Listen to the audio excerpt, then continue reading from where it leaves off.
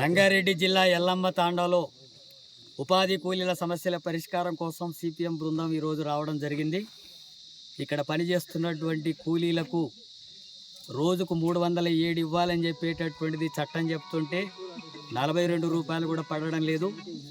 ఎండలకు పనిచేస్తున్నారు, భూమి గట్టిగా ఉంది.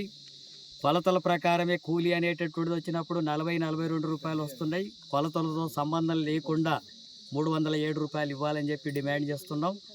అట్లాగే ఇక్కడ పనిచేసేటటువంటి వాళ్ళకు గడపర కానీ అట్లాగే పార కానీ పనిముట్లు ఏవి ఇవ్వడం లేదు. అది ప్రభుత్వమే ఇవ్వాలా చట్ట ప్రకారం, కానీ ఇవ్వడం లేదు. ఇక్కడ టెంట్ ఏర్పాటు చేయాలా, మంచినీటి సౌకర్యం ఏర్పాటు చేయాలా, అవన్నీ ఎలాంటి ఏర్పాట్లు చేయడం లేదు. దూరం నుంచి గుట్టల మీదకి వచ్చి నడిచొచ్చి పోతున్నారు. వాళ్ళకి సౌకర్యాలు కూడా లేనటువంటి దుస్థితి ఉంది.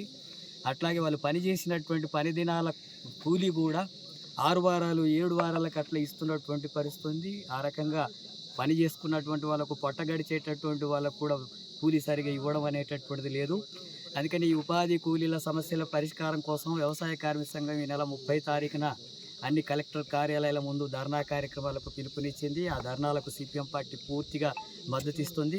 కేంద్ర ప్రభుత్వం ఉపాధి కూలీలకు బడ్జెట్ తగ్గించడం వల్ల 2.5 లక్షల కోట్ల రూపాయలు అవుతాయి.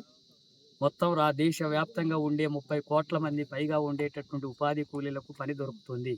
కానీ అది 86,000 కోట్ల కోత పెట్టింది. పని దినాలు తగ్గిస్తుంది. ఉపాధి కూలీలకు పని అవసరం లేదంటుంది. కొత్తగా జాబ్ కార్డులు ఇవ్వడం లేదు. గాయాలకు గురైనటువంటి వాళ్ళకు వైద్యం అందించాలా, చట్ట ప్రకారం ఇవ్వడం లేదు.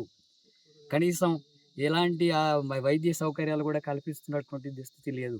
అందుకనే కేంద్ర రాష్ట్ర ప్రభుత్వం కూడా ముఖ్యమంత్రి మేము అధికారంలోకి వస్తే 150 రోజులు పని ఇస్తామన్నారు.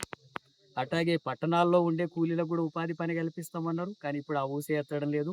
ఆయన అంటున్నాడు బడ్జెట్ లేదు, ఇప్పుడు మీరు సమ్మెలు చేయకూడదు, పోరాటాలు చేయకూడదు అంటున్నాడు. ఎన్నికలకు ముందేమో ఒకటి మాట్లాడి, ఇప్పుడు ఎన్నికల్లో అధికారులకు వచ్చిన తర్వాత పెత్తదారులకు, డబ్బున్న వాళ్ళకు, భూస్వాములకు అనుకూలమైనటువంటి పద్ధతులు మాట్లాడుతున్నాడు. ఇలాంటి వాళ్ళను ప్రజలు చూశారు.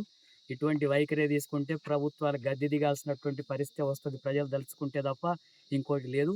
ఇప్పటికైనా కేంద్ర రాష్ట్ర ప్రభుత్వాలు ఉపాధి కూలీల సమస్యల పరిష్కారం కోసం ప్రభుత్వం వెంటనే చర్యలు తీసుకోవాలా, లేకపోతే పెద్ద ఎత్తున పోరాటానికి పూనుకుంటామని చెప్పి హెచ్చరిస్తున్నాను.